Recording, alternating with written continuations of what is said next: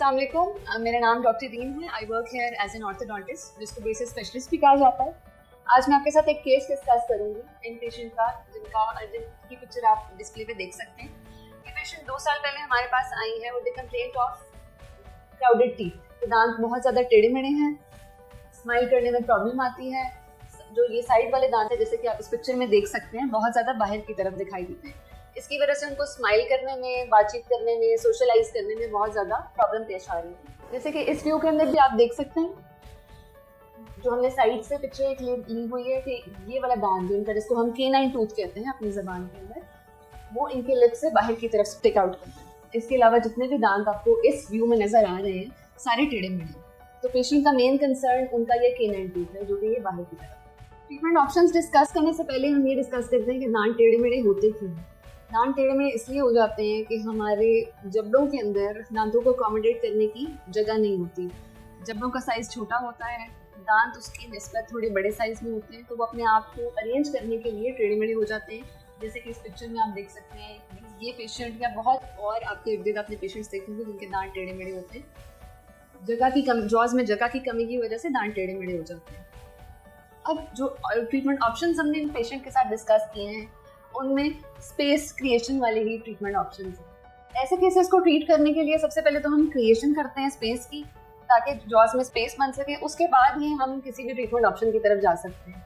अब जो treatment options हमने इन पेशेंट के साथ डिस्कस किए हैं, उसमें भी सबसे पहले तो ब्रेसेस का ऑप्शन, जैसे आप देख सकते हैं टेढ़े मेढ़े दांत हैं, टेढ़े मेढ़े दांतों को सबसे अच्छा ऑप्शन जो ट्रीट करता है वो ब्रेसेस है। अब वो ब्रेसेस फिक्स ब्रेसेस हो सकते हैं, फिक्स ब्रेसेस के अंदर भी हमारे जो कन्वेंशनल मेटालिक ब्रेसेस होते हैं वो, या सिरेमिक ब्रेसेस हो सकते हैं। इसके अलावा लाइनर से ट्रीट कर सकते हैं। ये दोनों चीज़ें ब्रेसेस की कैटेगरी में आती हैं।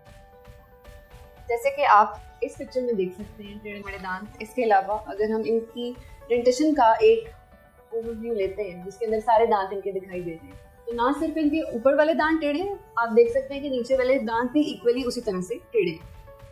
तो सबसे पहले जो हमने ऑप्शन डिस्कस किया पेशेंट से, ब्रेसेस का ही ऑप्शन था। पेशेंट बहुत ज़्यादा अग्रीड नहीं थी ब्रेसेस के लिए, जो कि सबसे आइडियल ऑप्शन है ब्रेसेस। पेशेंट चाहती थी कि हम उनको कोई और बेहतर ऑप्शन दे दें या शॉर्ट टर्म ऑप्शन दे दें। जिन्होंने खुद ब्रेसेस का ट्रीटमेंट करवाया हुआ है, या उनकी फैमिली में या फ्रेंड्स में किसी ने ब्रेसेस करवाए हैं, तो वो उनको थोड़ा बहुत आइडिया होगा कि ब्रेसेस में थोड़ा सा टाइम लगता है, रेगुलर विजिट्स लगते हैं। फॉर एग्जांपल 1.5 ईयर्स से 2 ईयर्स तक लगना एक ब्रेसेस के ट्रीटमेंट में नॉर्मल एक ट्रीटमेंट टाइम। उस ट्रीटमेंट टाइम को अवॉइड करने के लिए पेशेंट कोई क्विकर ऑप्शन डिमांड करें। इसके अलावा जो सेकेंड ऑप्शन हमने पेशेंट को दिया कि हम इनके ये जो दांत जो बाहर की तरफ है, जिनका मेन कंसर्न है कि ऊपर वाले जो केनाइन टीथ है बाहर की तरफ है, उनको एक्सट्रैक्ट करें, और जो दांत इनके पड़े हुए हैं, साइड पे पड़े हुए हैं, जैसे कि आप ये देख लें, इनके ऊपर वेनेयर्स करना वो इतना अच्छा ट्रीटमेंट ऑप्शन नहीं है, क्योंकि एक तो ना सिर्फ इनके दांत ये छोटे साइज में पीछे की तरफ भी है। अगर ये दांत इनके केनाइन टीथ बाहर की तरफ है, तो इनके जो ये इंसाइजर्स हैं, जो हम लैटरल इंसाइजर्स कहते हैं, पीछे की तरफ। वेनेयर्स से शायद हम साइज तो उसका अचीव कर लेंगे, लेकिन ये जो टेढ़ा मेढ़ापन है दांतों का, जो क्राउडिंग है, क्राउडिंग को हम लोग करेक्ट नहीं कर सकेंगे। इसके अलावा सेकंड ऑप्शन हमने पेशेंट को दिया है कि हम इस केनाइन को भी एक्सट्रैक्ट कर देते हैं, इस लैटरल इंसाइजर को भी एक्सट्रैक्ट कर देते हैं। यहाँ पे हम एक डेंटल इम्प्लांट लगा देते हैं। फिर डेंटल इम्प्लांट आपको हमारी दूसरी वीडियोस के अंदर उसके बारे में डिटेल्स पता चल जाएगी वो क्या होता है। उसके ऊपर हम एक फिक्स्ड क्राउन उनको दे देते हैं, जो क्राउन अपनी मर्जी की पोजीशन पे लगाएंगे, और ये दांत थोड़े से इनको बेहतर अलाइनमेंट में लगेंगे।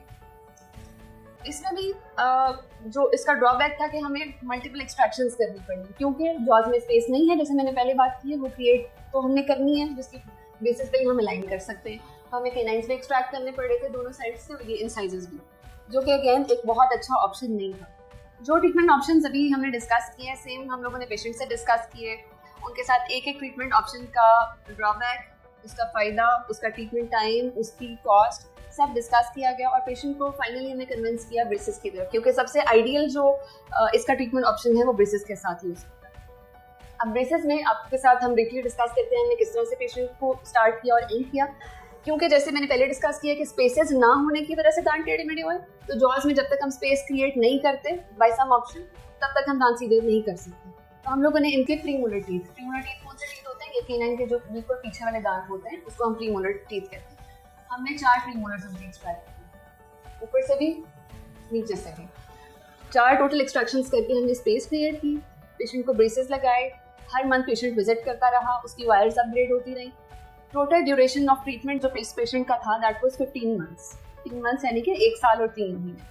उसके बाद पेशेंट की एक बहुत अच्छी अलाइंड स्माइल भी हो गई, जैसे कि आप इस नेक्स्ट पिक्चर में हम देख सकते हैं। पेशेंट के वो सारे कंसर्न्स जो थे उसकी स्माइल को लेके, उसकी टेढ़े मेढ़े दांतों को लेके, उसके यकीनन को लेके, वो सारे एड्रेस हो चुके हैं। इस व्यू में भी आप देख सकते हैं कोई भी वो दांत जो कि बाहर की तरफ लिप्स के ऊपर आ रहे थे वो अब स्टेंट आपको नजर नहीं आ रहे। परफेक्टली अलाइंड पेशेंट की स्माइल है। ये क्लोजअप में भी देखा जा सकता है। इसके अलावा अब ये कंपैरिजन वाली पिक्चर है, जैसे आप देख सकते हैं we started from here we ended here. ये कंपैरिजन आपने देखा, स्माइल का भी कंपैरिजन इंट्राओरल कंपैरिजन भी, जहां दांतों के पूरा आपको कंप्लीटली नजर आ रहा है। इसके बाद एक ब्रीफ डिस्कशन करेंगे जिन पेशेंट्स को हम एक्सट्रैक्शन एडवाइस करते हैं, जो एक्सट्रैक्शन केसेस होते हैं। सबसे कॉमन कंसर्न पेशेंट्स का होता है कि जो दांत आप एक्सट्रैक्ट कर रही हैं उसकी स्पेसेस तो नहीं बच जाएंगी, वो क्यों एक्सट्रैक्ट कर रही हैं, क्या वो ज़रूरी है एक्सट्रैक्ट करना, हम एक्सट्रैक्ट किए बगैर नहीं कर सकते काम। तो इसका जवाब ये है कि कुछ केसेस होते हैं जिसमें एक्सट्रैक्शन इज़ वेरी नेसेसरी। जैसे कि ये पेशेंट में अगर हम वापस पीछे जाएं, इतने ज़्यादा टेढ़े मेढ़े दांत है कि बगैर एक्सट्रैक्ट किए हो ही नहीं सकता कि हम ये दांत अलाइन करें। तो इसमें एक्सट्रैक्शन हमने की और रिजल्ट्स आपके सामने।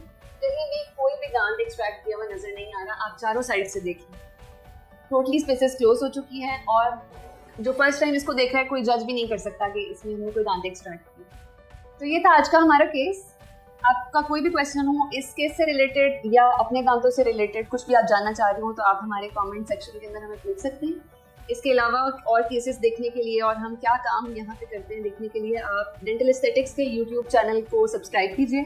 और thank you so much. I hope you like this video और आपको ब्रेसेस के बारे में एक बेसिक नो हाउ इस वीडियो के बाद होगी। अल्लाह हाफिज़।